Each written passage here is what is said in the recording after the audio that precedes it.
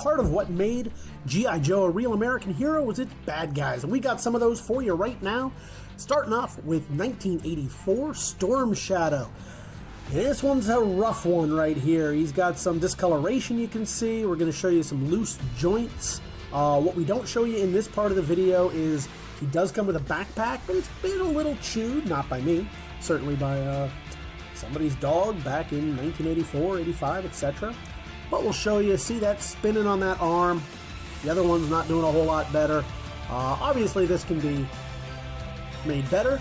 For those of you who know how to tighten joints, it's not that difficult at all, but not something that we do. We allow you to do that and enjoy him in all his pristine retro look here. It means that somebody had some fun with this one and we enjoyed that.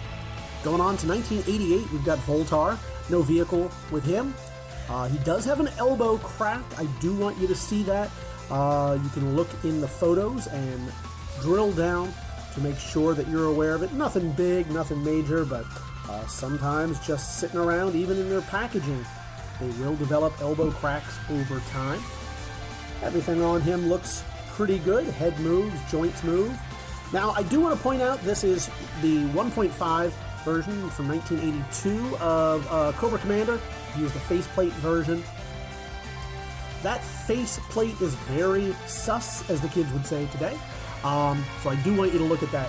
It's almost certainly been repainted, and you can also see that on the epaulets. You can see some paint work, so it leads me to believe that yes, that has almost certainly been repainted right there. But otherwise, he's looking pretty good. The joints look pretty good. Head moves, and all else is a pretty nice looking figure. Speaking of which, from 1984, we have Scrap Iron right here. He is incomplete. He has a few accessories if you look in the photos. But in this video, I'm going to show you all of his joints. I do want to get a close-up on there. You can see a little bit of wear on his helmet and face mask. But the body is looking great on this one. Not a ton of really loose spots or too tight of a spot anywhere. Knees are bending good. A little stiffness on the knees, but nothing major. You can see both of them right there. He does bend good at the waist.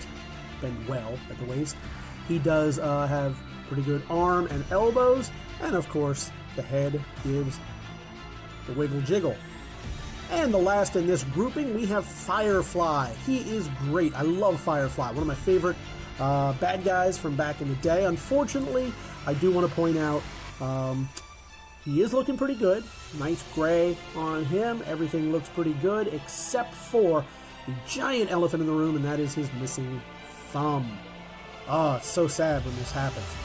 But the rest of him is great. So either for those of you who know how to build up a thumb, it's not that difficult to do to repair and replace that.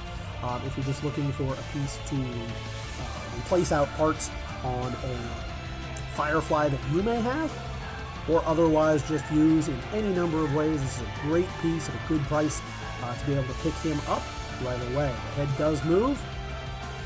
By that point, we're looking at some up and down motion there. The legs move pretty good as well. No major problems with the waist, elbows, shoulders, etc. And that's going to do it for your G.I. Joe Cobra figures.